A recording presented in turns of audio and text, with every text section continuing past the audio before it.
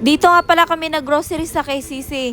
Palaging busy dito kaya pagdating namin dyan ay kumuha kaagad kami ng mga bibilhin namin at pinapila ko kaagad yung mga pamangkin ko dun sa counter kasi mahaba ang pila palagi.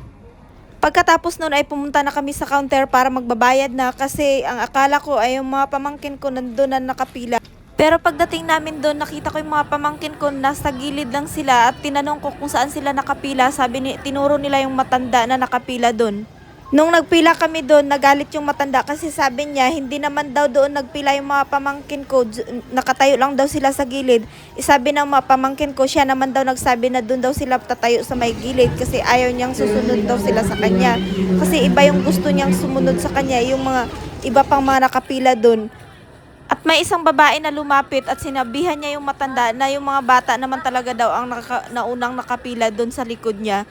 Pero ayaw niya talagang makinig kasi gusto niya talaga yung mga nakapila doon sa malayo pa ang nakasunod daw sa kanya. Ayaw niya yung mga pamangkin.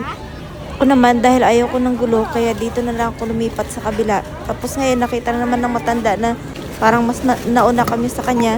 Eh lumapit naman siya, sinabihan kami na parang mas mauna pa daw kami sa kanya. Minsan makakatagpo ka talaga ng mga taong ganyan ang pag-uugali.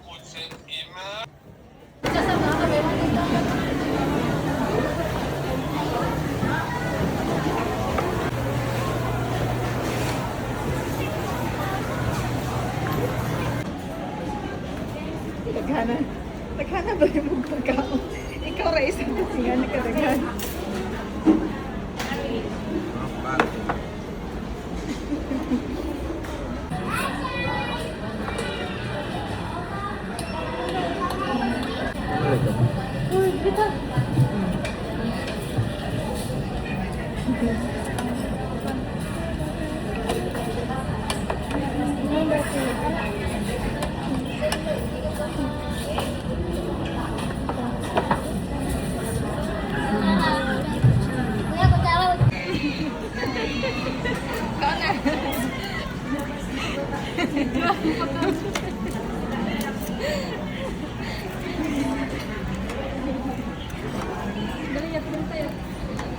Peso. Wala mo.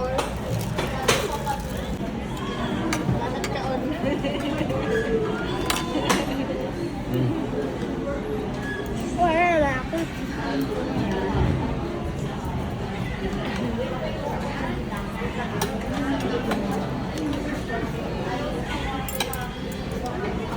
Asan ko?